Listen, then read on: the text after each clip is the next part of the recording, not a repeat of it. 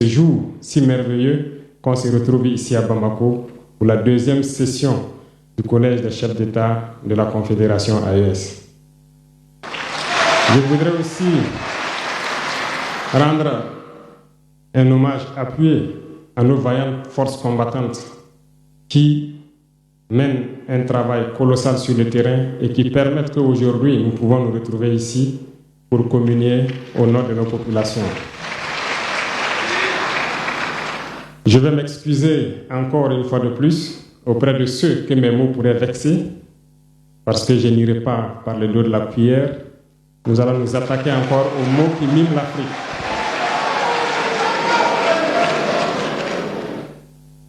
Vous avez certainement tous déjà entendu parler du printemps arabe. Ce phénomène qui a bouleversé la géopolitique du monde arabe, en commençant par le Maghreb, en Afrique jusqu'en Asie, qui s'est manifesté avec des conséquences souvent désastreuses, des morts et des divisions par endroits, et des bouleversements politiques sans précédent dans d'autres endroits. Et je pense que tous les Africains devraient comprendre qu'est-ce que c'est que ce phénomène, d'où il vient, et qu'est-ce qu'il faut faire pour se prémunir d'un tel phénomène. Malheureusement, nous sommes au regret de constater que certains Africains ne se réveillent pas. Et ce que je vais dire n'est que ma pensée à moi, mon analyse, c'est qu'il y a quelque chose qui vient sur l'Afrique de l'Ouest, que j'ai appelé l'hiver noir. L'hiver noir arrive. Il sera un hiver très froid, un hiver sanglant, un hiver meurtrier. Vous allez me poser des questions, pourquoi? Eh bien, en fondant la Confédération de l'AES, nous avons senti ce froid venir. Et tous les jours que Dieu fait, nous nous évertuons à trouver des troncs d'arbres pour allumer un feu qui va réchauffer le cœur des Africains, un feu qui va réchauffer les mentalités et le sang des Africains pour nous unir autour.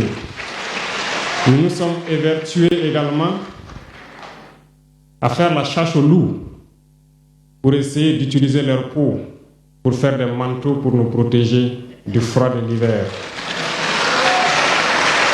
Nous nous sommes évertués à construire des montagnes, de grandes montagnes pour briser le vent de l'hiver qui devrait s'abattre sur nos communautés. Malheureusement, force est de constater que certains Noirs sont là tous les jours à arroser nos troncs d'arbres d'eau fraîche pour qu'ils ne puissent pas brûler. Ils se transforment en loups ou font en sorte que nous, chasseurs de loups, nous ne puissions pas surprendre le loup. Lorsque nous voulons construire nos montagnes, ils brisent les cailloux pour que nous ne puissions pas arriver. Pourtant, l'hiver arrive. Et quand l'hiver viendra, devrions-nous permettre à ceux-là qui combattent de venir se protéger avec nos manteaux qu'on a confectionnés, avec les montagnes qu'on a construites pour nous protéger des vents, ou encore se réchauffer avec nous autour du feu. Telle est la question qu'il faut qu'on se pose.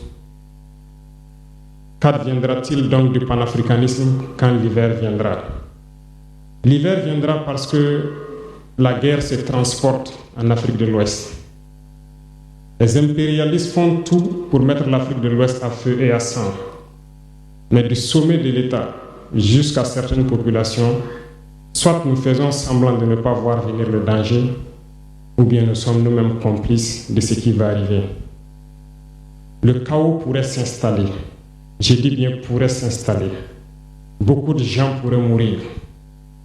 Nous allons nous entretuer de manière tellement atroce que pendant ce temps, ils seraient là à piller nos richesses, à imposer leur volonté. Et ceux qui vont survivre de cette tragédie n'auront que deux choix. Soit s'unir pour toujours contre l'impérialisme ou se résumer à être des esclaves jusqu'à disparaître. Il faut donc se prémunir de l'hiver noir qui vient.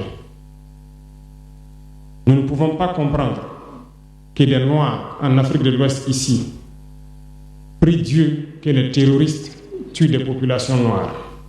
Nous ne pouvons pas comprendre que des chefs d'État lâches se cachent derrière des médias, soi-disant médias, pour décourager, insulter, activer la haine entre les populations. Ces individus qui sont sur leur plateau, qui tous les jours du matin au soir crachent leur venin toxique pour attiser la haine entre les communautés, ils sont généralement très vilains. Avec leur gueule de misareille, ils ne savent que faire cela. Regardez-les bien. Ils sont là avec